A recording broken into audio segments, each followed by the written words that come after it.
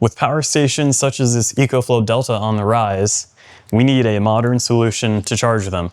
So I have purchased a EcoFlow alternator charger, which charges your power station, acts as a battery trickle charger or battery tender, and also a jump starter. So we'll get started today. It did come with a quick start guide, which I will promptly throw in the trash. And we'll get going now.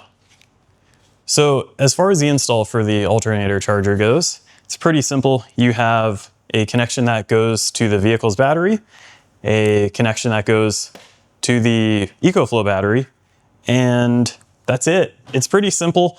However, I might bite myself saying that because we have to get this cable routed from the passenger side of the engine compartment in the Land Rover all the way to the rear hatch area. Might be easier said than done.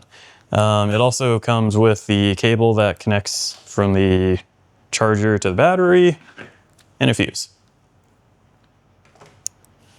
And I guess one of the things that's going to be different for every single vehicle is how you route that cable from the engine compartment to the interior space where you're putting it.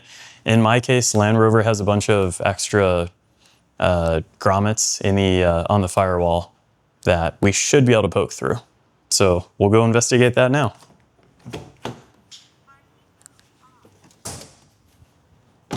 Also, on the note of the Land Rover, we got some new Toyos. They're open country AT3s.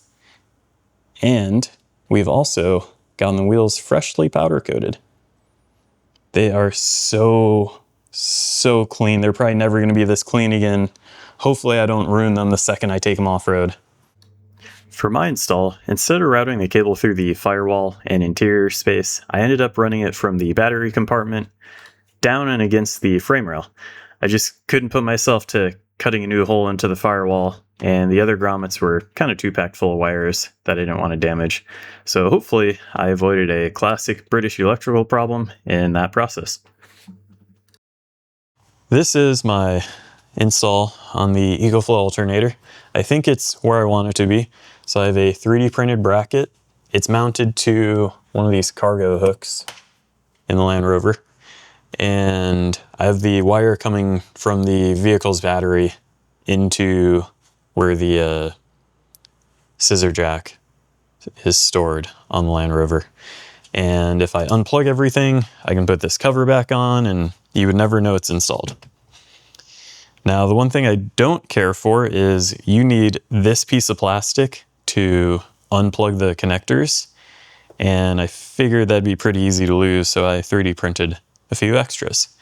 Other than that, I'm pretty happy with how this is done. All right, so with the EcoFlow app open, we can open the alternator charger. And there's 3 different modes: charge, reverse charge, and battery maintenance. Charge will do max of 800 watts into the EcoFlow battery. Reverse charge will do the inverse. It'll take 800 watts from the EcoFlow battery and put it into the car battery if you need a little bit of a jump start. And then I think this is going to be my favorite mode. Battery maintenance will charge your car's battery at 100 watts. So we can see we got 12.4 volts and 101 watts going into the car. So it's kind of like a battery tender, an expensive battery tender. Alternator charger is currently off. So if we go to on, it should start picking up the power pretty quickly. There it goes. And at that 13 volt setting, it will not let the battery go below 13 volts as it's drawing power. So it's not quite getting the peak output right now. However, if I rev the engine just a little bit, say 1200, 1300 RPM, it should bring that power output up to 800 watts. There it is. Okay, so a little more data here. According to Land Rover, this vehicle has a 150 amp alternator. So 74 amps puts us at 43%. If we go ahead and open up the EcoFlow app now, turn this on, it's probably going to start pumping in the full 800, and we'll see what Yeah.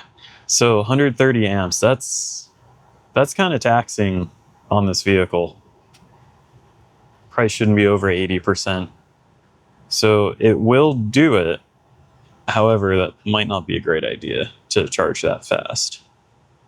So if I drop it to 35, we'll see what that does. And mind you, we are running the AC.